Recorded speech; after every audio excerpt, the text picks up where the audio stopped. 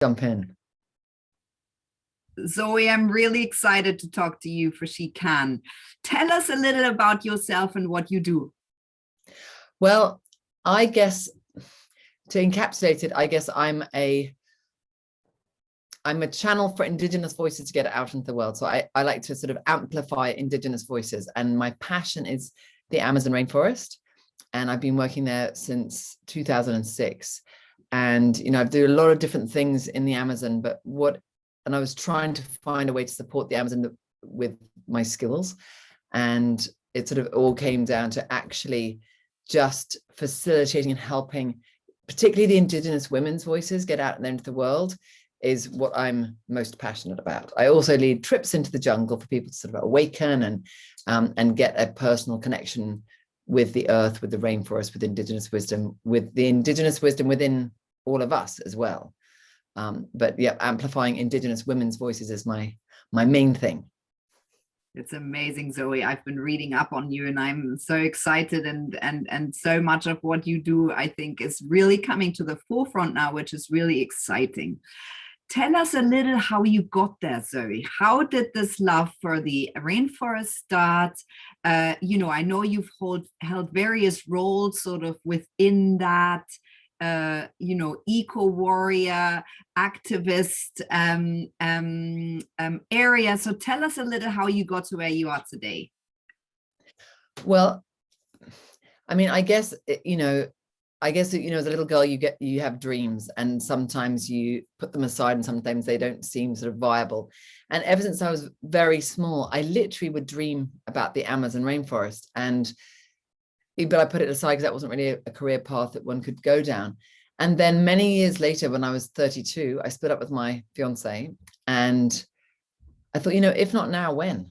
Because this calling got stronger and stronger and stronger. And I through a wonderful set of coincidences that weren't really coincidences, as we all know, when we allow sort of the divine flow in, these amazing sort of knock-on effects happen. And I found myself in the middle of the Ecuadorian Amazon, and I then took a job there teaching English to Indigenous leaders, because that was the only way you could get into the territory in those days. And I wanted to go, and my intention was go and live with them and understand what they need and how I could support them in protecting the forest. And of course, I learned so much more than I ever could have imagined from them. And then I went, after I'd spent 5 months living in the sort of pristine primary sort of old growth rainforest in the south central Ecuadorian Amazon, I went to the oil fields in the north. And that broke my heart and, cracked it open. I could not believe the horrors that I saw, the devastation, what I was doing, my thirst for oil in my way of living, what it had done to the forest and Indigenous people. And so at that moment, I became absolutely committed to doing whatever I could to help.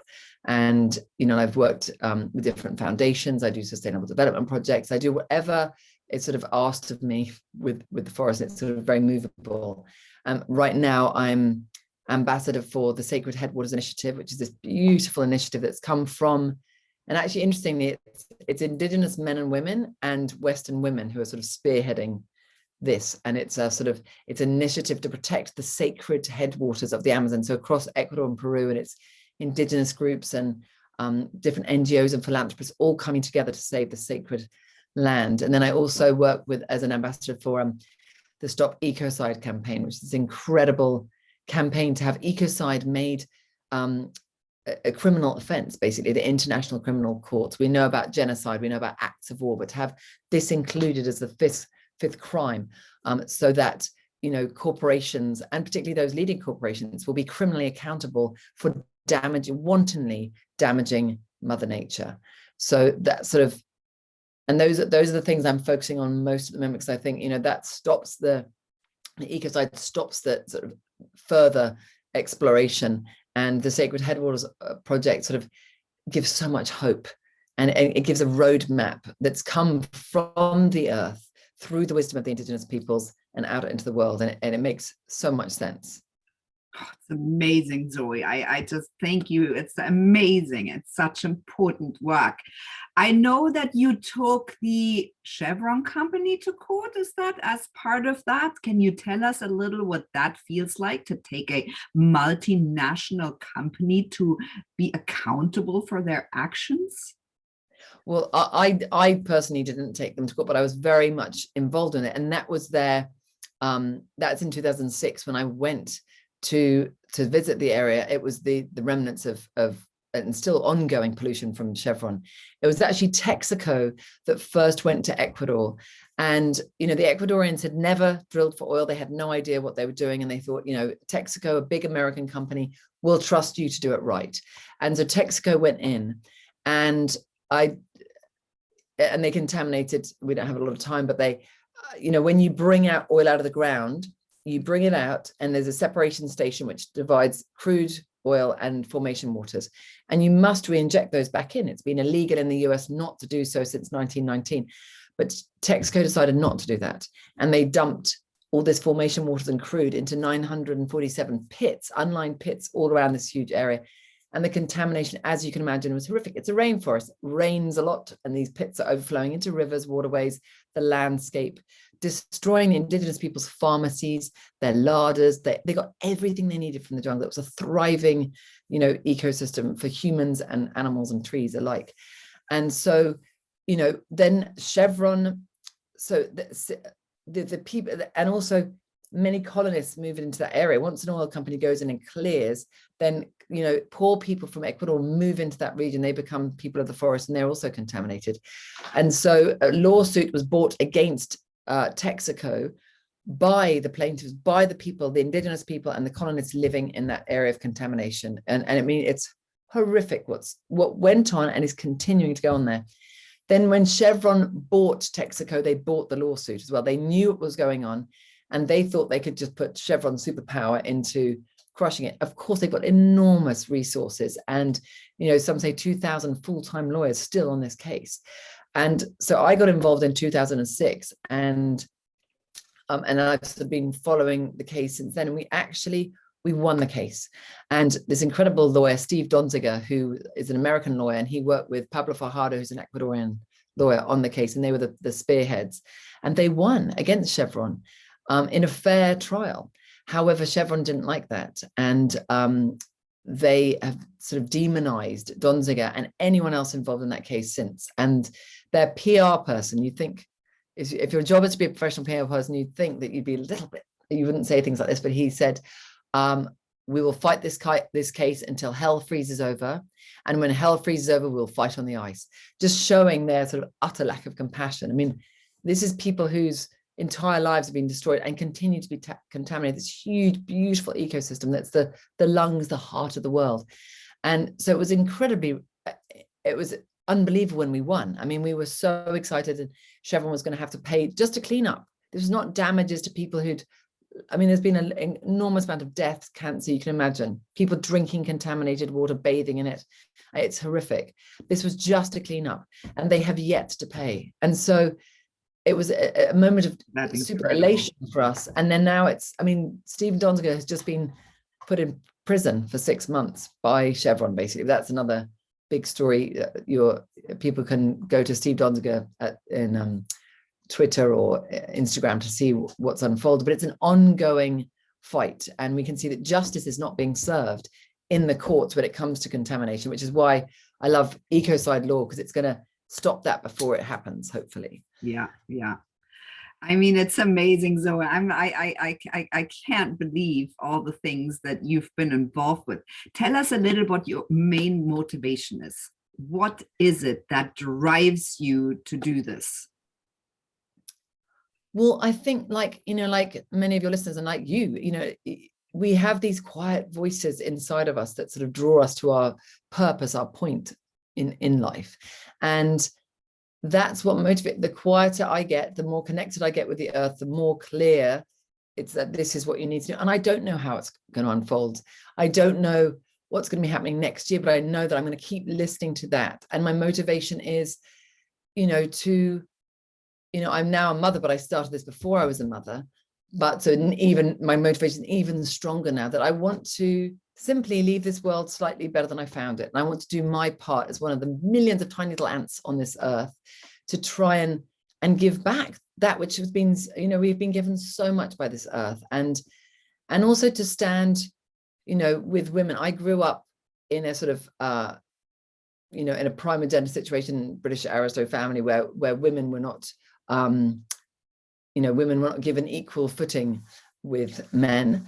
And so there's a sort of a fight for injustice. And particularly, I'm motivated by the incredible courage of the Indigenous women that I see. I mean, these women, with 12 children, they're there on the front lines battling to save their forest homes. And they will tell you it's not just for their children, but it's for our children. The generosity of spirit of many, First Nations people, Aboriginal peoples, they see a bigger picture. It's not just for their family, their tribe, but it's for all of humanity. And, they sort of seem to see more similarities than differences. And they are, they're my motivating force as well. Now, of course, my 4-year-old daughter is my motivating force, because, I want her to have clean air to breathe and fresh water to drink. And I think that every child should be given that chance. So I will be standing, right. Yeah, totally. So I'll be standing aside my, my Indigenous women friends until I'm old and decrepit. Till hell freezes over. Yes, yes, yes. Zoe, I love the generosity of spirit. This is something that rings so true. And I always think, this is the number one important thing I want to instill in my children, because there is so much more that unites us than divides us if we have that. Zoe, what do you think is your superpower? How you're like a terrier on a bone. What is your superpower to do so well what you do and stand up for this part of the world that's super important, and Indigenous people that are equally important? I don't know my superpower. I mean, people think I'm courageous. I don't think I'm very courageous. I think that's basically my superpower is it sounds cheesy, but it's my connection with the divine. It's like with Mother Earth, with Gaia, with, that gives me strength to do that which I could not. And I also just love people and I love the earth. And so I guess love is my superpower too, because I feel so grateful to do what I do. And I feel so lucky.